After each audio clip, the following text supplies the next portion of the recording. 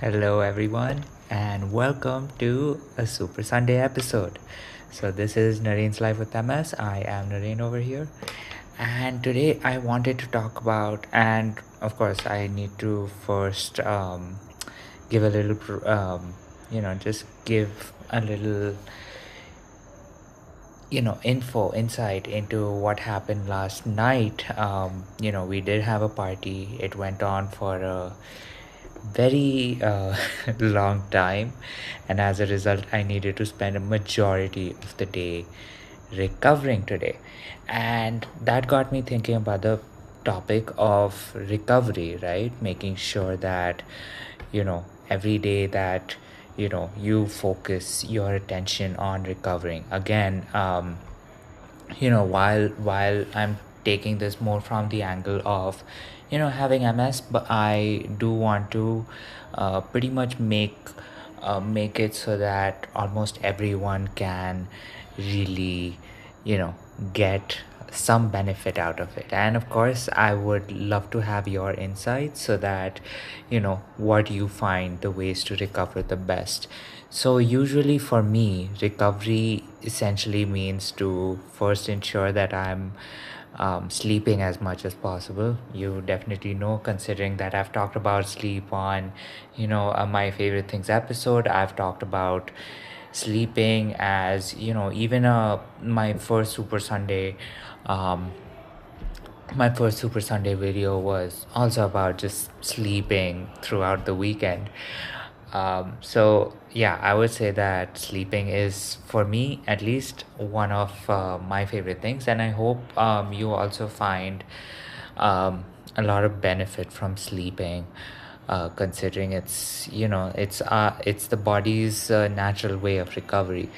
But apart from that, I think another thing that definitely does help me would be a nice cool bath. And when I say a nice cool bath, I usually mean having a bucket bath, right? We have to be a little careful of the environment, and of course preserve as much water as possible. So yeah, I do take a bucket bath, but my water is almost always as cold as possible. Now that does not mean that I have um, ice baths and all of those things, right? I mean, maybe if I do get the opportunity to try them, I will definitely tell you of my experiences. But I do want to say that having a cool bath, especially after a night of heavy partying, right? Sleeping very very late at night generally does have the ability to it definitely has the ability to wake me up, and I'm pretty sure the same thing happens with you. And the best thing I can get out of a cold shower or a cold bath is this feeling of any inflammation that I have to significantly reduce. So I would definitely say that that is one of my favorite things to do when I do recovery. And of course, just to pretty much prepare myself for the cold water shower, just to gather the maximum benefit, I also did a very short exercise on my stationary bicycle as well. And that was just getting myself a few more just getting myself a little more action. It was getting me a little more energy, because after having after staying up for what felt at least like, I want to say, 20 hours, you definitely want something that can actually wake you up, um, so that you can enjoy your cold water bath. Apart from that, I would say that you definitely, as you are viewing this, please share your responses on what you find as the best course for action for recovering, right? As it is, most people you know have have undergone those days of just staying in bed.